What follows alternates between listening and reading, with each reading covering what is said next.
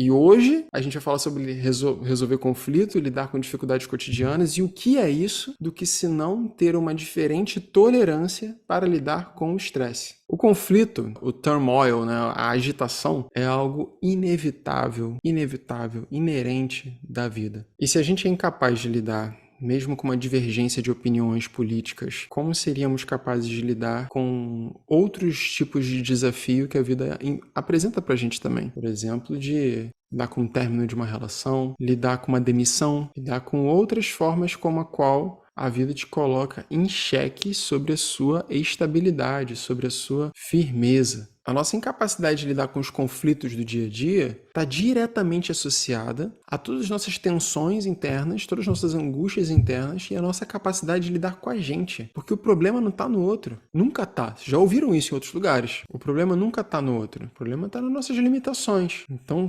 cultivar a nossa liberdade, e é a missão da Escola do Fluxo, facilitar o ser ter a sua liberdade, envolve a gente se livrar das nossas limitações. Assim nos tornamos livres. E aquilo que nos limita nos causa sofrimento. E como eu falei já, que Buda matou a charada da raiz do sofrimento. Apego e aversão. Apego e aversão causado pela ignorância. A ignorância é a não compreensão do que é real. A não compreensão da verdade. Qual verdade? De que tudo é movimento.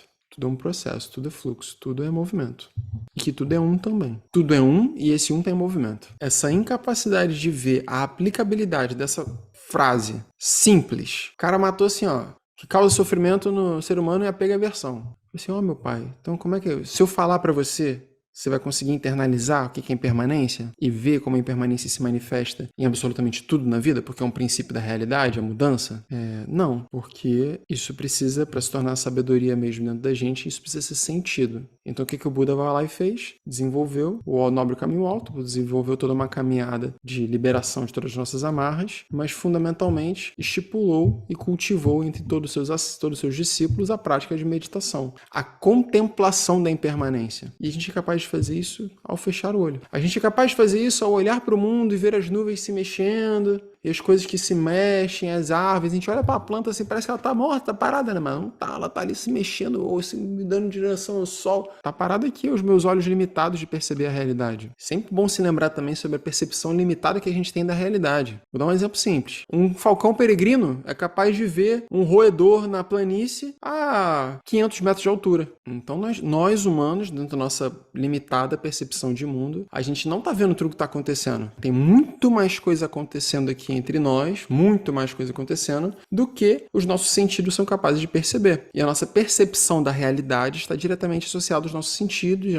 e a interpretação dessa realidade está diretamente associada às nossas amarras mentais e os nossos condicionamentos. Sentir alguma coisa, ver alguma coisa e já diretamente, natural da mente, julgar isso é bom, isso é ruim, isso é certo, isso é errado, a mente bota na dualidade, bota na balança. E a partir desse filtro de julgamento, cria-se então uma sensação. E se a gente julgar algo como ruim, por exemplo, e gerar uma sensação negativa, uma sensação de contração, né, com o tempo, se a gente se torna familiar com aquilo, a gente deixa de sentir. Então, quando a gente está tendo um desafio, um conflito, seja num relacionamento, alguma coisa, quando alguma situação dessa desconfortável acontece conosco, e quem aí tem a reação, por exemplo, pode ter algumas reações. Eu sou uma pessoa que, muitas vezes, a minha reação foi me incomodar ao ponto de, na hora, querer resolver. E eu, vou dar um exemplo aqui. Nesse meu braço direito aqui, eu tenho 1, 2, 3, 4, 5, 6, 7, 8, 9, 10, 11... Se eu não me engano, tinha umas 14 cicatrizes nesse braço aqui. De briga, sair na mão. Desde criança. Tudo eu queria resolver na porrada. Tudo era na base da violência. Eu sempre fui mais alto no colégio, então qualquer desaforo, na hora estancava a porrada. Instantâneo. E aí eu precisei apanhar. Precisei apanhar de um menino 3 anos mais velho do que eu, repetente, pra eu começar a me botar mais no meu lugar. Mas eu era muito violento. E eu era violento quando criança porque em casa não tinha espaço pra expressar minha raiva, por exemplo. Se eu expressasse minha raiva dentro de casa, era porrada. Tapa. Porrada, não tinha nem castigo, era porrada. instantâneo. E eu sei que muitos aqui também já passaram por isso também cresceram nesse contexto, que foi, infelizmente, aquilo que nossos pais tiveram de condicionamento deles, foi como eles aprenderam a educar um filho, educar uma criança. Então, lidar com a raiva, eu demorei muito tempo para ser capaz de saber como lidar com a raiva, porque era um sentimento que eu não fazia contato. Se alguma coisa acontecesse que me gerasse raiva, o impulso instantâneo era reagir na mesma proporção. Era reagir na mesma proporção à intensidade da sensação que eu sentia. Às vezes, e isso é tão subjetivo, é tão peculiar para cada pessoa, que às vezes pode ser uma palavra gatilho que o seu cônjuge te fala, uma coisinha que aperta teus botões. A pessoa sabe, direto onde ir, aperta teus botões. E aí, pela sua dificuldade de fazer contato com esses sentimentos, porque dói. Nem todo sentimento é prazeroso, nem toda sensação é prazerosa. Mas sabe o que o Buda descobriu? Que todas elas passam. É o óbvio que precisa ser lembrado. A raiva passa, o medo passa, o amor passa, a alegria passa. Tudo é impermanente. Tudo.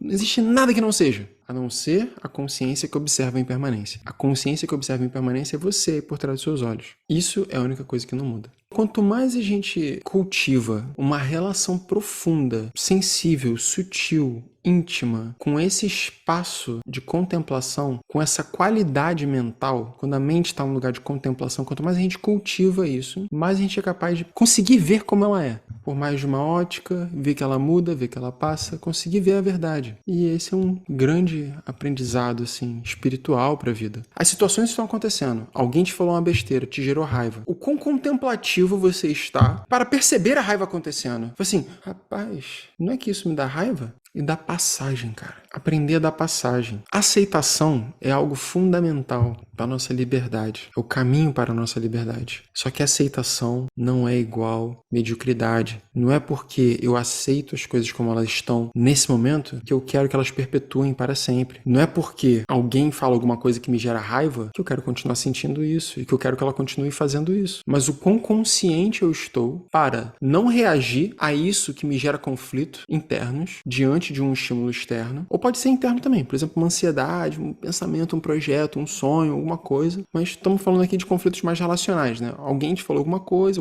aconteceu, quão consciente eu estou dessas sensações todas para que eu consiga respirá-las, dar passagem a elas, e a partir desse lugar de desidentificação, ou seja, eu não sou a raiva, o corpo sentiu raiva, a mente ficou agitada, mas eu não sou isso, eu sou aquilo que está contemplando. A partir desse lugar de desidentificação, eu tomar uma atitude consciente. Aí para isso serve o ferramental. Como é que eu consigo ter uma conversa consciente com alguém que destila raiva, que despeja impaciência, por exemplo? Isso é um processo de alquimia interna e de feitiçaria. É bruxaria da braba que tu vai aprender aqui se tu conseguir fazer isso. Você conseguir transmutar internamente a mente de outro ser humano dentro de você é um processo alquímico, que é o que o terapeuta faz com você. No momento que você está falando com ele está te desnovelando. Você está aqui todo embaralhado, igual uma bola de nó, assim, igual o fio, igual essa bodega aqui, ó, que acontece, a gente nunca sabe como. Você está lá todo... Aí ele vai puxando o fiozinho pra fora aqui assim, ó, com toda a paciência do mundo ali, só escutando e dando passagem nele internamente. Imagina a quantidade de coisas que eu já escutei, ou que um terapeuta escuta, a quantidade de desafios humanos que a gente está exposto, sabe? Pessoas que sofreram abuso, pessoas que estão passando por uma situação muito desafiadora. Imagina receber essa carga emocional, assim, né?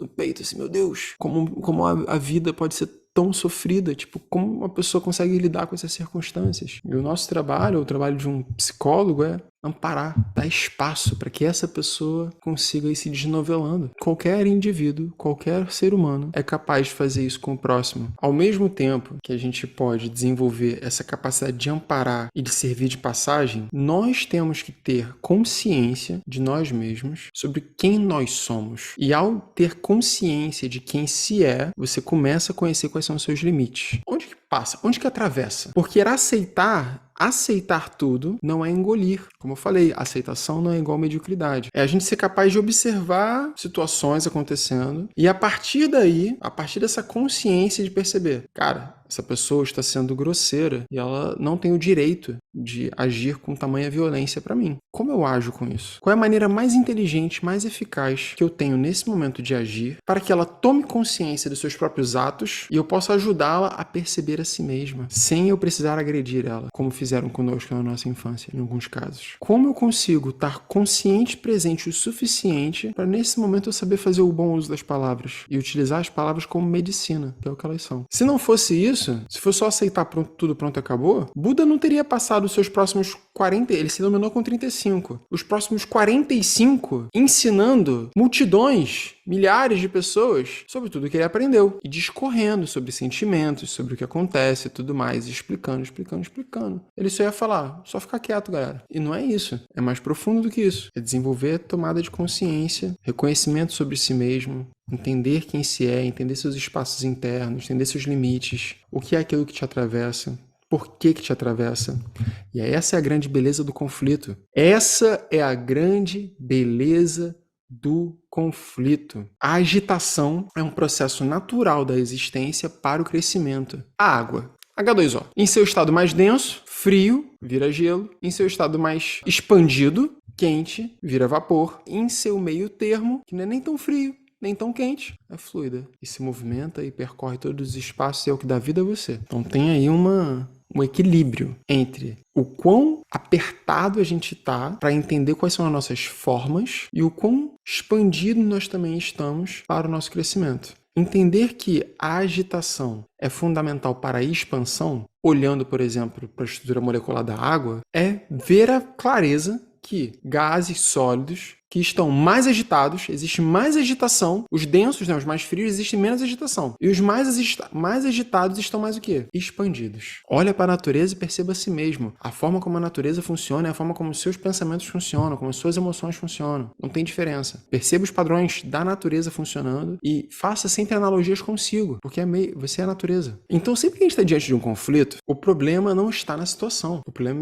A questão está sempre no universo interno. E a nossa capacidade de interpretar e lidar com aquilo. Se a gente estiver aberto, receptivo, contemplativo, a gente tem a oportunidade de não olhar aquilo como um conflito. Quantas coisas acontecem, quantas coisas já não lhe foram ditas que talvez deveriam ter gerado um conflito, que talvez há 2 anos atrás teriam te gerado um conflito e hoje já não geram mais. Se alguma coisa acontece hoje que não te gera mais um conflito, não te gera mais uma perturbação e há 2 anos atrás te gerava, você cresceu, certo? Todo mundo concorda com isso? Bota aí, concorda. Se você é capaz de olhar para os seus desafios hoje, para tudo aquilo que te incomoda, as pessoas que te incomodam, as situações que te incomodam hoje, e olhar para elas com esse olhar, tipo assim, olha aí uma limitação. Olha aí algo que me tira minha paz. Olha aí algo que me agita, me prende, me trava. O que eu tenho para aprender aqui? Por que isso me causa isso? Essa é a mente inquisitiva. Por que isso me causa isso? O que eu não estou me permitindo sentir? Só essa aula de hoje, só esse conhecimento de hoje, que vocês levarem isso para a vida de vocês, para todos os aspectos da vida, para todas as relações, para tudo. Seja com pessoas relacionais, seja com a vida. Finanças, viagens, oportunidades, relacionamentos, términos, qualquer coisa. Vocês conseguirem olhar e falar assim, cara, por que isso me causa esse desconforto? O que eu tenho para aprender aqui? E abrir ativamente espaços de relaxamento, rendição da mente, né? Soltar a mente, respirar fundo. E se abrir para um aprendizado, para um entendimento, você, dentro de você, encontra respostas. Sem livro, sem eu te explicando, sem nada. Até porque não tem como outra pessoa saber a resposta. Porque ela é sua, é a sua vida, é o seu corpo, é o seu incômodo, é o seu desafio. Totalmente condicionado às suas sankaras, à sua subjetividade, a sua história. Então, quanto antes você conseguir pegar que tem coisas acontecendo no seu corpo que geram tensões, condicionamentos, sensações, tudo mais, que então fazem a sua mente funcionar de uma maneira reativa e você começa a liberar isso, você começa a agir no mundo com mais paz e mais discernimento.